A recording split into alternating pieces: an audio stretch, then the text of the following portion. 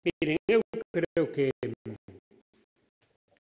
está claro a estas alturas a nivel de Galicia e a nivel de España que hai dous modelos de xestión pública. Hai un modelo socialista que está baseado en aumentar os gastos, en dilapidar dinheiro público, en incrementar os gastos superfluos. O goberno de Galicia pois foi un exemplo durante estes anos anteriores e o goberno do Estado sigue sendo na actualidade.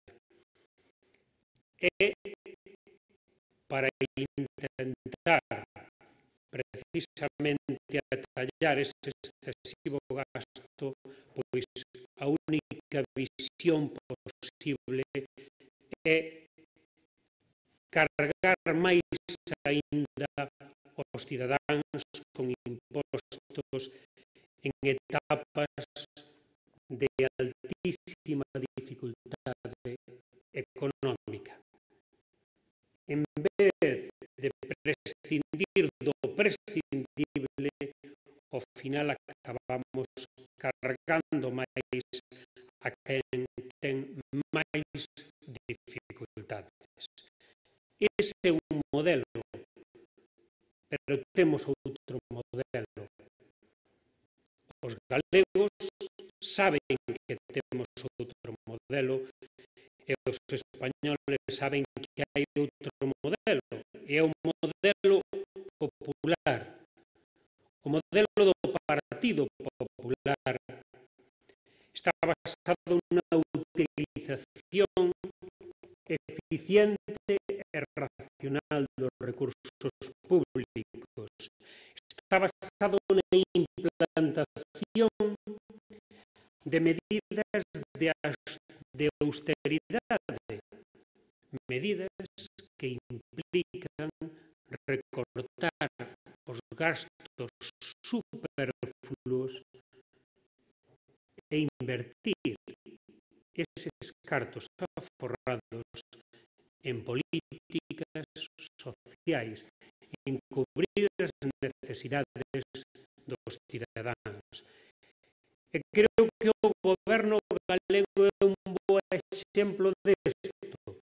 Temos o exemplo dese plan de austeridade de máis de 144 millóns de euros que a día de hoxe está posibilitando precisamente que se poidan pôr en marcha novas infraestructuras en Galicia, como anunciaba, por exemplo, onte o conselleiro de Medio Ambiente, que todos podemos ter aí na memoria, que posibilitaría pois en Galicia directamente pois 1000 empregos, por exemplo.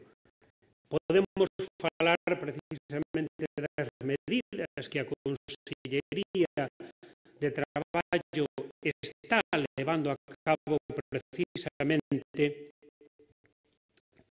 a través dese, digamos, plan de choque que se aprobou precisamente en Galicia gracias a eses aforros económicos, ese plan de medidas urxentes contra a crise e que permitiu compartidas de máis de 30 millóns de euros que de 4.000 parados galegos que xa estaban sin prestacións nin subsidio, a día de hoxe máis do 12% xa estén contratados.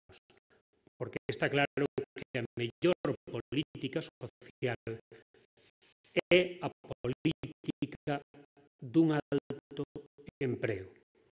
Polo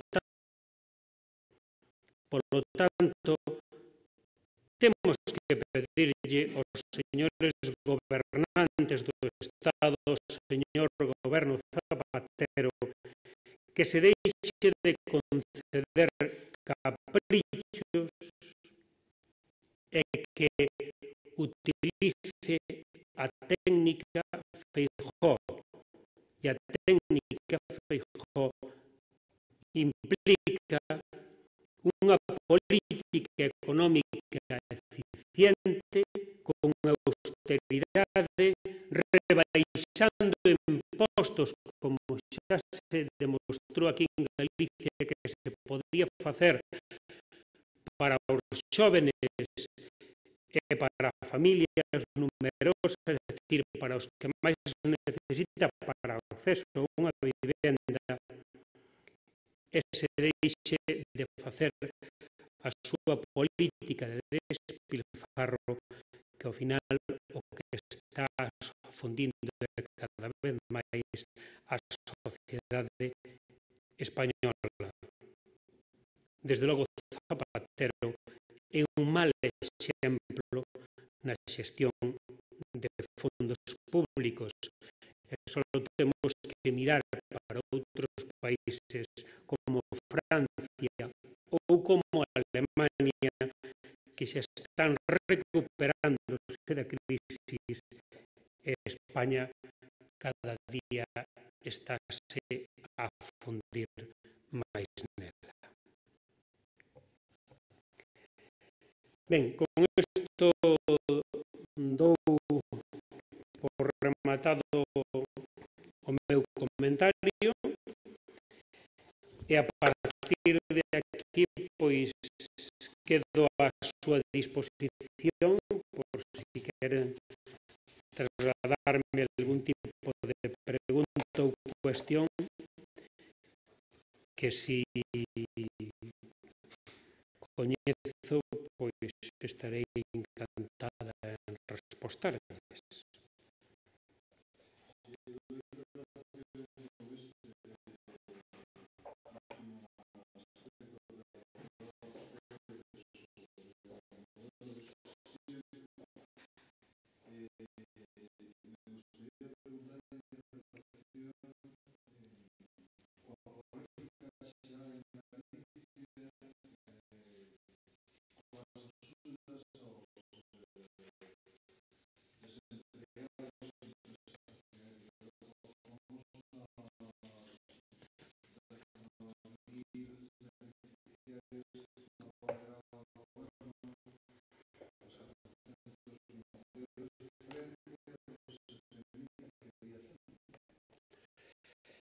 Ben, eu primeiro que lle diría é que o señor delegado do Goberno debería fundamentalmente dedicarse a esa labor de coordinación entre o Goberno do Estado e da comunidade autónoma, porque se así o fixese, efectivamente, non tería que sair falando de discrepancias entre os datos da Xunta e os datos do Estado.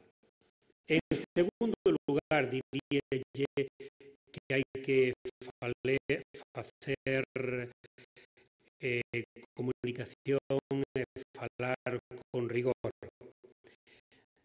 É certo, e seguimos reafirmando que en Galicia a día de hoxe e ata o mes de febreiro, para pornos a data que tamén se puxo o señor delegado do Goberno, as persoas que van a ser beneficiarias desta nova axuda do Goberno son en torno a 7.300 beneficiarios.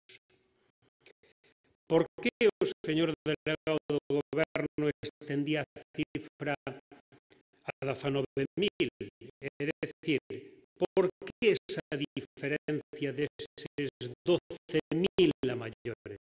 Pois miren vostedes. O que facía o señor delegado do Goberno é computar tamén aquelas persoas que van a rematar, digamos, a súa prestación contributiva ata esa data. Pero as persoas que rematan a súa prestación contributiva ata esa data aínda poden ser acreedores de outro tipo de prestacións económicas, como pode ser o subsidio, que é independente desta nova medida adoptada polo Goberno. E, polo tanto, ata esa data non van a ser beneficiarios desta medida, senón de outras prestacións ás que se tiñan dereito legitimamente ata agora.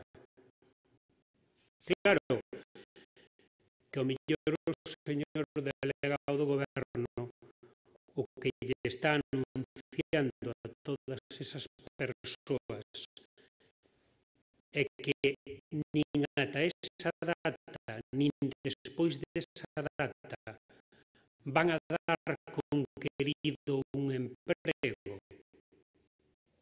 E xa lle está anunciando que van a ter que solicitar este tipo de axudas. É dicir, que nos está dicindo que as políticas do Goberno do Estado non van a funcionar e non só recibirán esta axuda aos 7.300 que serán beneficiarios de agora ata o mes de febreiro, senón que os de agora hasta o mes de febreiro pasarían a cobrar subsidios despois de terminar a prestación contributiva. Chegado ese momento, non lles quedará máis remedio que pedir este outro tipo de axuda, porque tampouco van a obteñer un emprego. Desde logo que un representante do Goberno nos poña nesas tesituras económicas tan pesimistas e sendo responsable da activación económica e do emprego, pouco di dese responsable